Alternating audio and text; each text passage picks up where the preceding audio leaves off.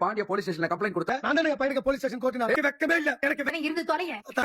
என்ன பார்த்தா பிடிக்கிறதே இல்ல. நான் தான் அவனை டார்ச்சர் பண்ண. அடுத்த வாரம் ஒரு சண்டை நடக்க போகுது. அது புரியுது. ஆனா இவ என்ன பிளானோட அங்க போனா தெரியலையே. நம்ம வீட்டு மேல இருந்த பயம், அவன் மேல இருந்த கோவம், இது அவனை பழி வாங்கணும் இவனை பழி வாங்கணும் வாழ்க்கையை வீணடிச்சு.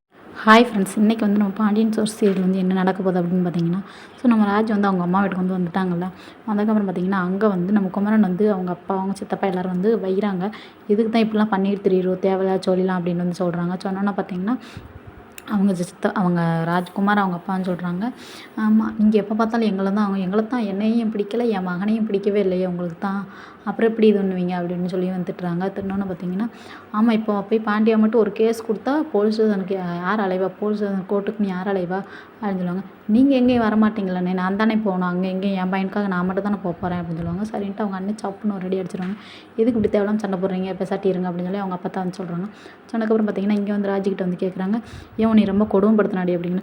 அதெல்லாம் உடனே நான் தான் அவனை கொடுமைப்படுத்திட்டு இருந்தேன், அவன் எது செஞ்சாலும் அவனை வீட்டுக்குள்ளே அப்போ வெளியெல்லாம் ரொம்ப ஆர்ட்டிக்கிட்டு இருந்தேன், வெளியே மட்டும் தான் அப்படிலாம் பண்ணுவேன், வீட்டுக்குள்ளே அவனை என்ன பாடுபடுத்துவேன் தெரியுமா அப்படின்ற மாதிரி சொல்லுவாங்க. சொன்னாங்க எதுக்கு தேவையில்லாம போய் வைப்பா, அங்கே போய் இருந்தானே தெரியல அப்படிங்கிற. இதுக்கு வந்து நம்ம வீட்டில் இருக்கிற ஒரு பயம், அதுக்கப்புறம் அவனை பழி வாங்கணும் அப்படின்றக்காக ஒரு எண்ணத்தில் தான் நான் அங்கே போய் நின்னேன் அப்படின்னு சொல்கிறாங்க ராஜி. சொன்னதுக்கப்புறம் பார்த்தீங்கன்னா, எதுக்காக நீ இப்படிலாம் பண்ணிகிட்ருக்க, அவங்க கூட சண்டை போட்டுக்கிட்டு தேவையில்லாமல் இனிமேலாச்சும் நிம்மதியாயிரு, எங்கேயும் போகாமல் சண்டை போடாமல் வைக்காமல் அப்படின்னு சொல்கிறாங்க. ஸோ அவ்வளோதான். Okay, bye bye, tata. இந்த வீடியோ பிடிச்சிருந்துச்சுன்னா மறக்காமல் என்ன சேனல் வந்து சப்ஸ்கிரைப் பண்ணி வச்சுக்கோங்க.